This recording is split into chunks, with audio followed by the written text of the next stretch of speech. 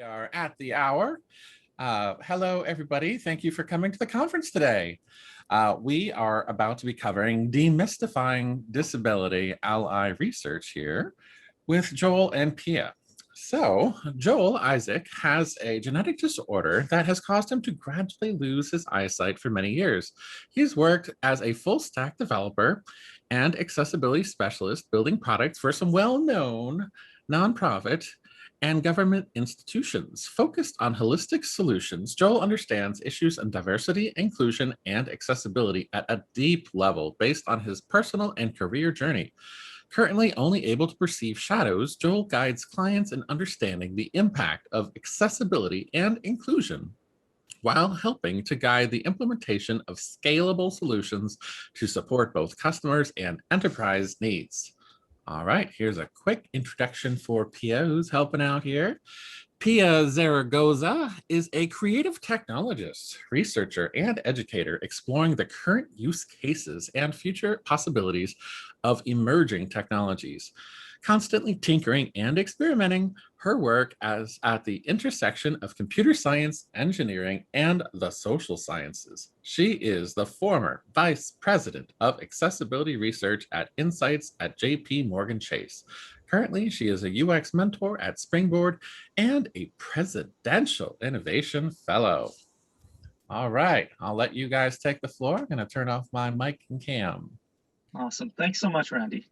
Thank you so much, Randy. We're super excited to be here. And today we're going to be discussing demystifying disability accessibility research.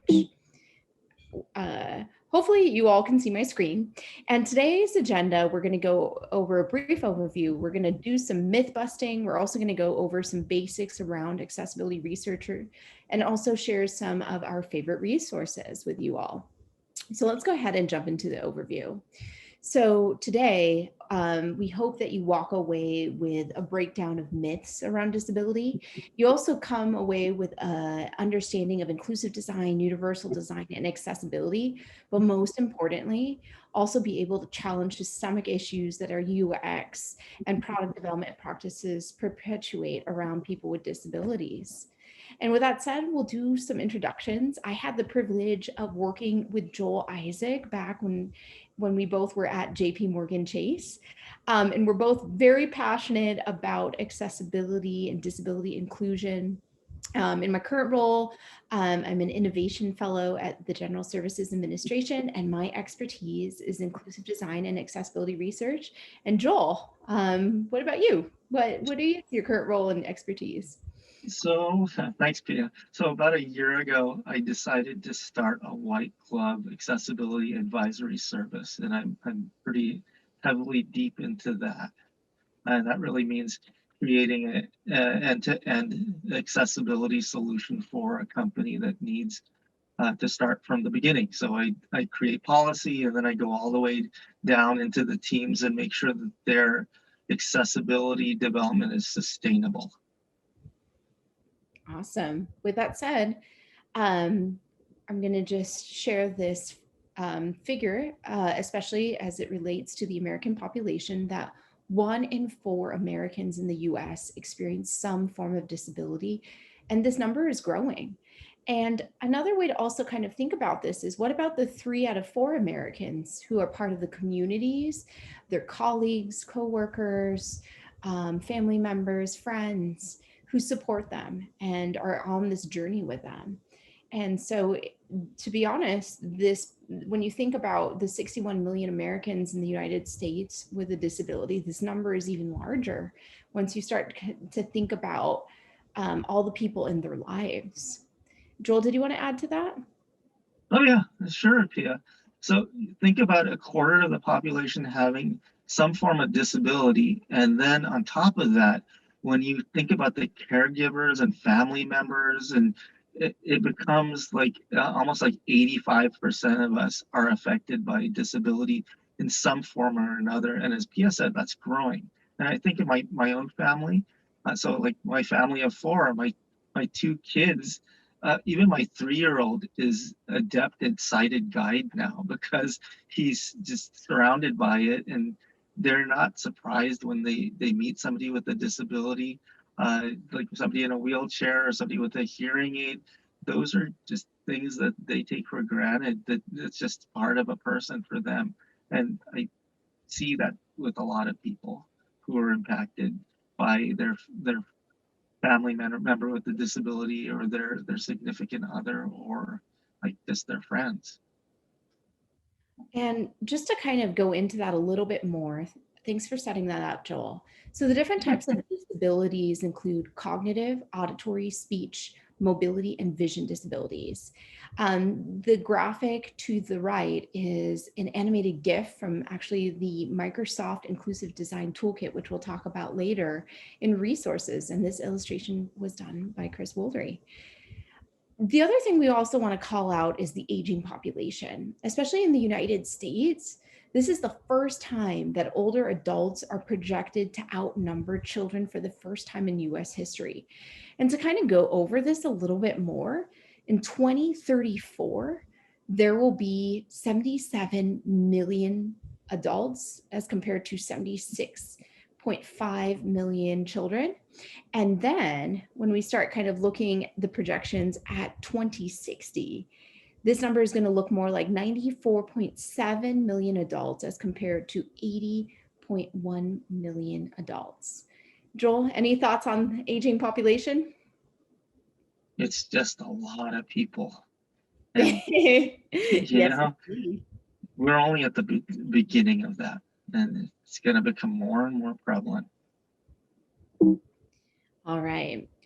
The one thing that we also want to call out, and this is from the work of Kat Holmes, is the cycle of exclusion. And this is what we're really here to talk about today, and thinking about what we make, who uses it, how it's made, and who makes it, and who's being excluded. And so with that, I'm going to go ahead and turn it over to Joel, and we're going to get started on myth busting. So let's define some terms first. So we've heard about things like universal design, inclusive design, accessibility. What are all those things? Are they the same thing? Are they different? So let's start out with universal design. So really, universal design is design that's usable by all people to the greatest extent possible without the need for adaptation or specialized design. And Ron Mason and his team, they came up with seven pillars of universal design, where you're starting with like equity and flexibility and simple intuitive design, where you are making things error tolerant. So when it breaks, it breaks gracefully so that people know that there's a problem. You also have things like they consider size in the approach, like the space. And then also they're thinking about like low physical energy to move things. And obviously this is more meant for architecture, but it has transcended into digital. So let's talk about inclusive design. So inclusive design extends diversity. It really advances accessibility and extends to the whole range of human diversity, including ability, language, culture, gender, age, orientation. But so with the difference between these two is that universal design is more broad. They're thinking about those 7 pillars, but with inclusive design, they're really thinking about individuals. So when you're starting with the inclusive design from the beginning, you are focusing on diversity, and then you're actually building use cases based on your audience. So you may have a use case that has a blind user, or has a use case with an older individual. They go a little deeper than that, but that's the real big difference. There's more focus on diversity, and there's a big focus on actually characterizing your audience. So let's talk about accessibility. Accessibility by the W3C has been characterized by the acronym POUR, which stands for perceivable, operable, understandable, and robust. And it does cover some of the stuff with the universal design. One of they call it perceptible in universal design. It's perceivable here. So if I can see it, hear it, like sense it, that's the perceivable part. Operable is really, can I interact with it? Understandable, obviously, is, do I understand what I'm I'm experiencing here? And the last one, robust, is a little nebulous, but think about compatibility. Does it work with a variety of different tools? Like the tools that I use to look at a website are not necessarily the same ones that you do. I'm heavily using a screen reader to understand what things are. So you have to think about the compatibility and the different types of usage that people, the variety of tools and approaches people have to looking at what you're creating. All right. Thanks, Next Joel. slide, yeah. Thanks, Joel, for giving us that breakdown of the key terms. So with that, let's go ahead and talk about myth number 1, inclusive design is a nice to have. Turning it back to Joel to talk about these Twitter voice tweets. Yeah, you know, Twitter is a sore point with me, and I'll just give you the disclaimer now. And if anybody's from Twitter in this audience, please forgive me. But Twitter has had a problem with accessibility from the beginning. The original Twitter wasn't accessible to people who are blind. Even though they're text messages, they weren't accessible. But then the Twitter team brought on an accessibility, created an accessibility team, and they fixed it. So then Twitter was able to be used with a screen reader. But then I heard that a lot of their accessibility team left, and now they started talking about voice tweets. So what you know as a Clubhouse now. But they made the mistake again in that the people who are deaf or hard of hearing are not included in Clubhouse because there's no captioning, or they're at the early phases of starting to put it in, but it wasn't an initial thought, which is they weren't thinking about their audience. Let's talk about a positive pattern, though. I had the good fortune to meet with some of the product developers at Microsoft at a conference, and they were really excited about this video game controller that they had created. And what they did is they created a completely inclusive product down to the packaging. So they did meet with, they started out with a problem.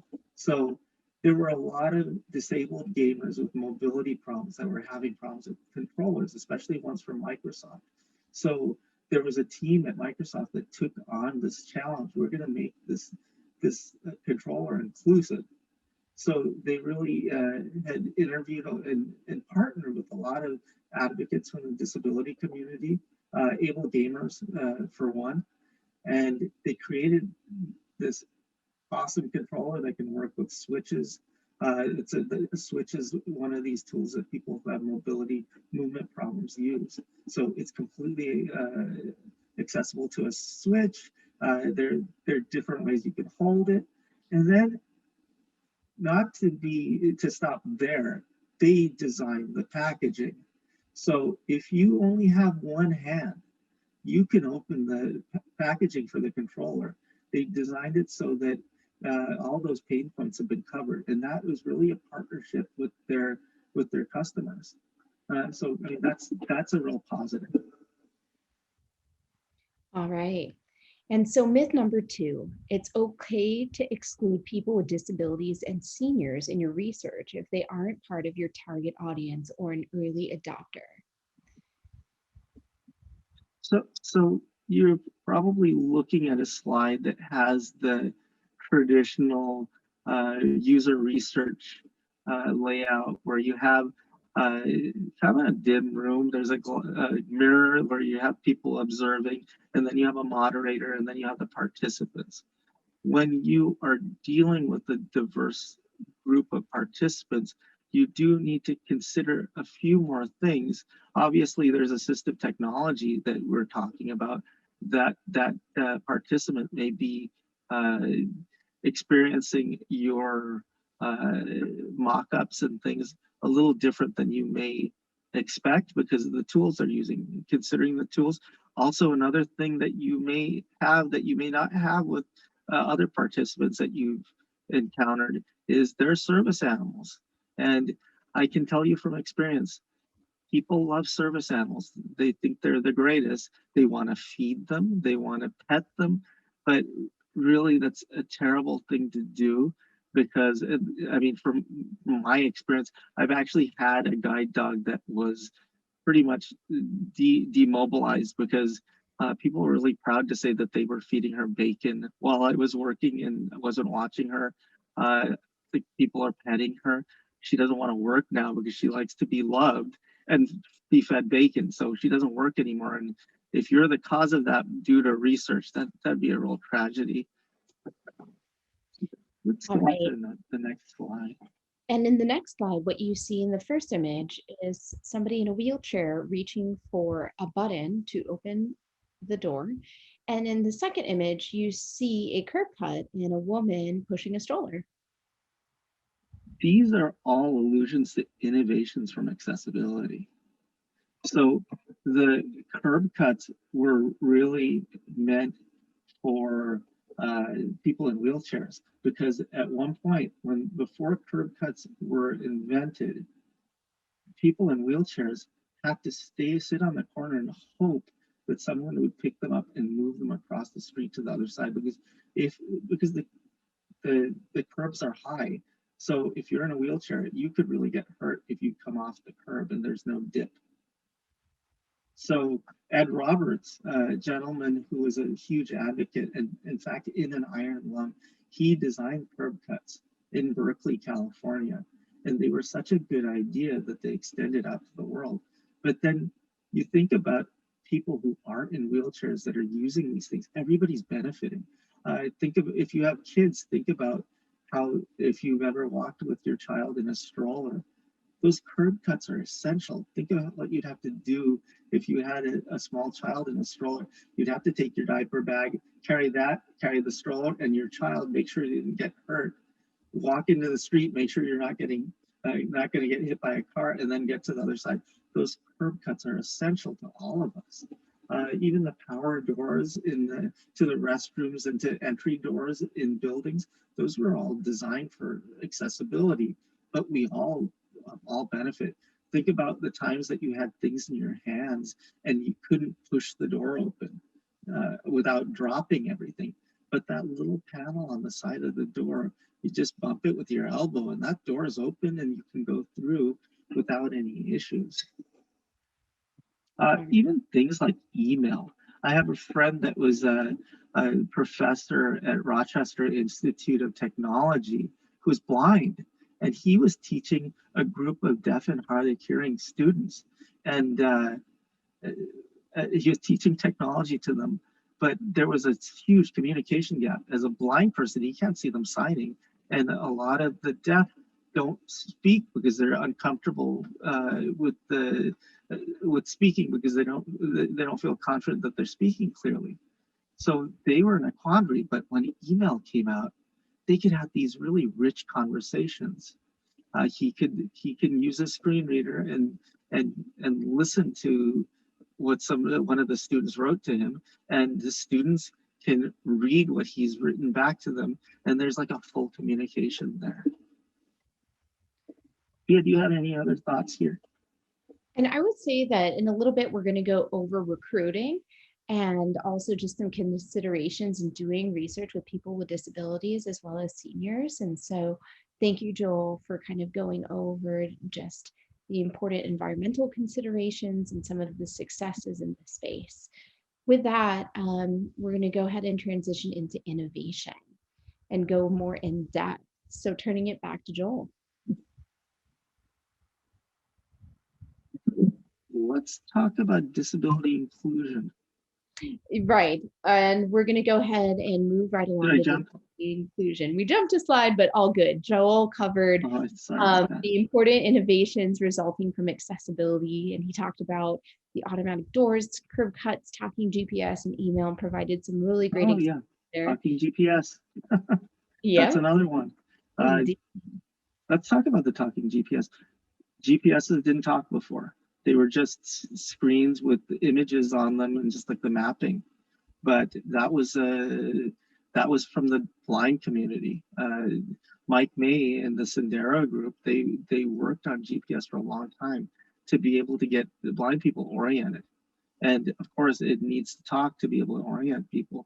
But how many times have you been in a car and you're getting those driving directions and you don't have to look at anything? You're hearing it so you can keep your eyes on the road, and you're avoiding accidents, and you're actually getting to where you need to go, even if without having to look at a map. That's a huge thing. Thanks for that, Joel. So moving right along to disability inclusion. I want to point out that there's an image on this slide, and it's of early disability activists. And with that said, there's a popular slogan that came from these activists that is nothing about us without us. There's also people first language that puts the person before disability.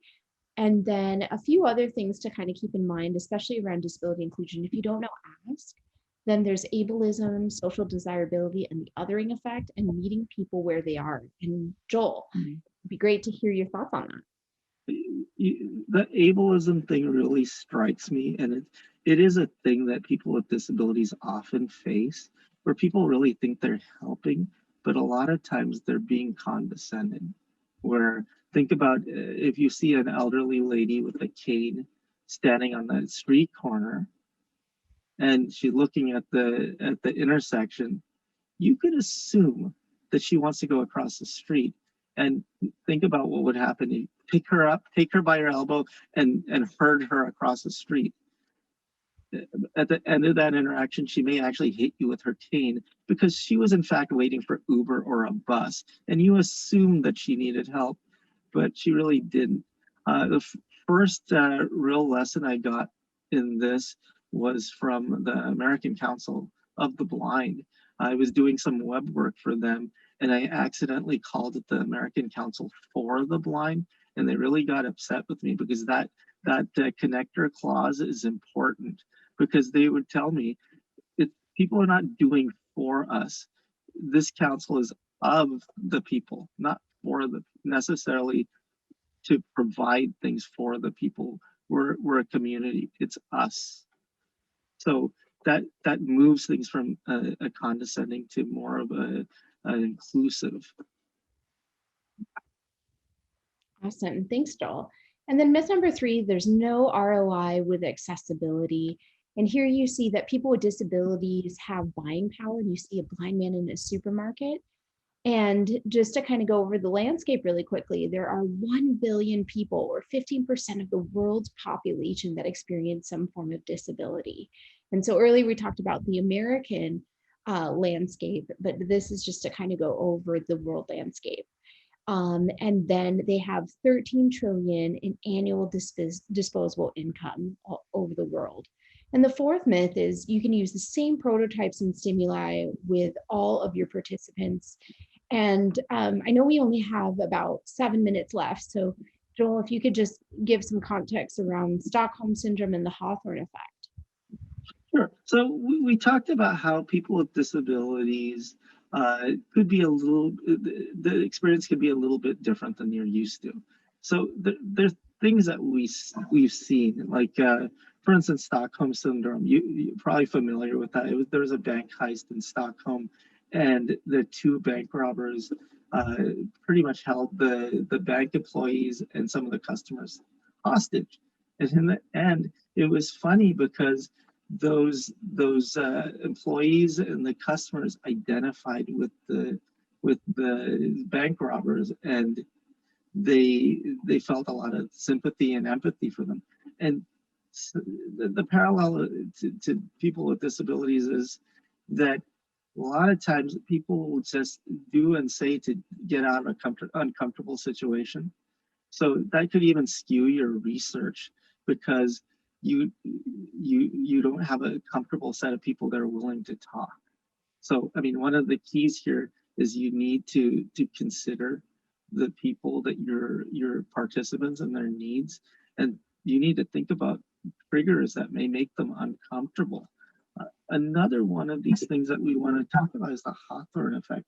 This was originally a psych study where they were trying to lower the lighting to see how factory workers would respond. And it's funny, the response was when those people were motivated, the factory workers were motivated, it didn't matter what the lighting was. But with people with disabilities, I mean, for my example specifically, I went from being fully sighted to being low vision, meaning that I wasn't blind, but I could see a lot less. And in fact, I was light sensitive. If I was in that study and you lowered the lights in the room, I'd be asleep in about 2 minutes, maybe even less time than that. And how do you conduct a research study with a participant that's asleep? So again, you got to consider the environment, consider the needs of your participants and just the people around you. We can go into some psychology. There, over the years, there have been a couple of psychologists that have talked about needs, and they've created like a hierarchy of needs. Maslow is one where he has like the 5 levels of needs, like from childhood on up into self-actualization when you're an adult and you have everything under control. I don't know if that's a reality, but that's what Maslow says. And Erickson has something very similar. There are more layers. But and we all go through these things in some loose way or another, maybe not necessarily in the order that they've laid them out, and maybe not in the time that they've set out. In fact, I can tell you if I'm in a situation, I could go through all those levels all at one time, where it's like something that's a stressor will make me feel like the need for safety. And it's like my need for safety is maybe a little different than yours. Thinking that I'm going to fall into something that I can't see, it triggers my safety issues. But you could probably see in front of me and see there's no problem, and you could wonder why I'm agitated. But it could be something as simple as that. Like I'm afraid that I'm disoriented and I think there's a hole in front of me. I think I'm about to fall. Things like that. But I could go from being confident to not confident and back again just in the course of just a few minutes. And it really depends on the environment a lot of times. Yeah, thank you, Joel. And I also want to point out that especially with the stages of psychosocial development is to also keep in mind that people are not stuck in one stage. They go in and out. Sometimes they're multiple, sometimes they're in one stage, but it's also an important consideration.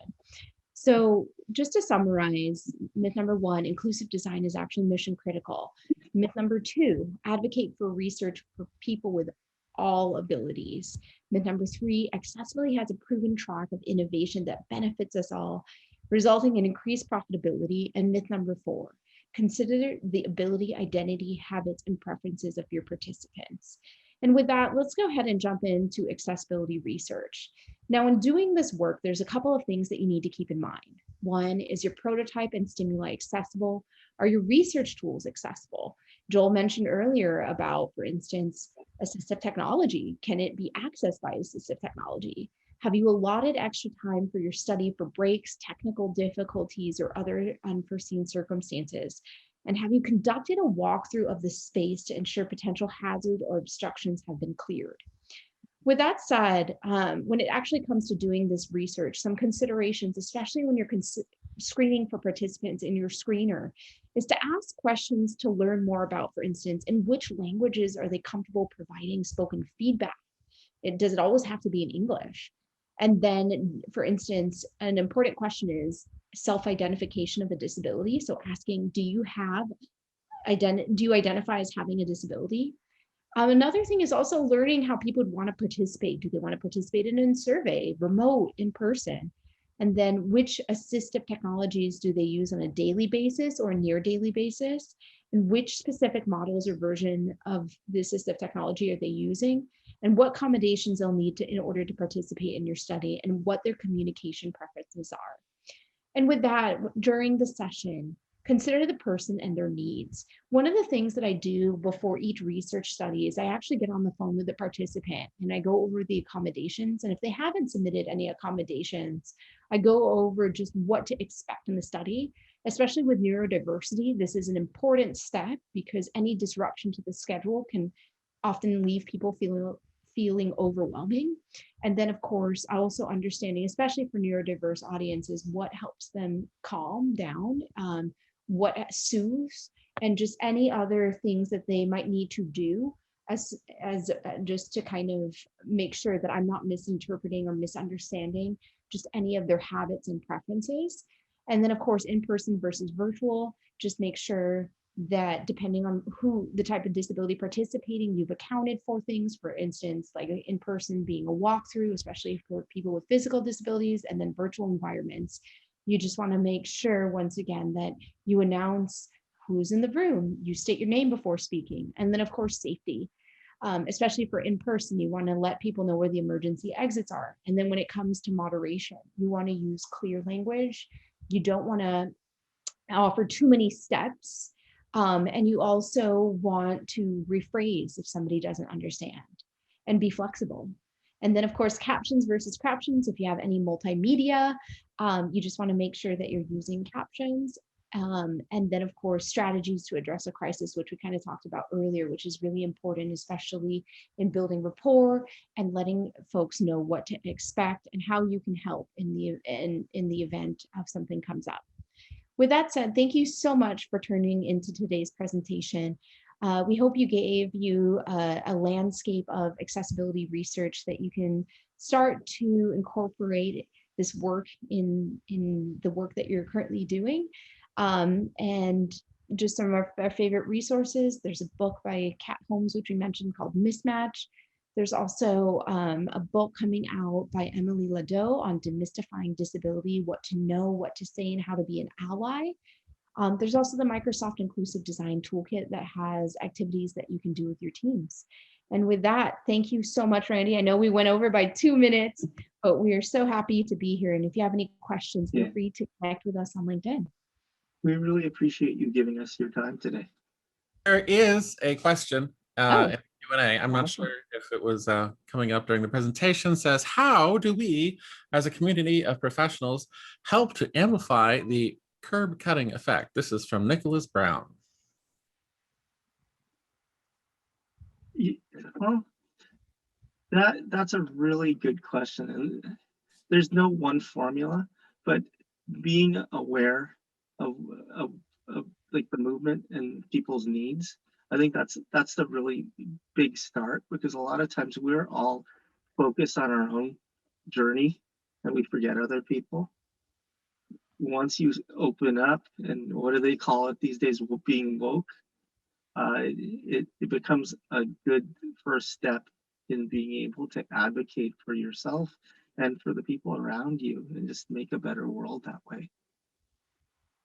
Yeah, and I think the other thing is going back to something that Joel mentioned earlier. It's this notion of the universal design principles, and the curb cut effect is just such a great physical example, and how to translate that into digital spaces and communicating the impact, not just on people with disabilities, but people of all abilities.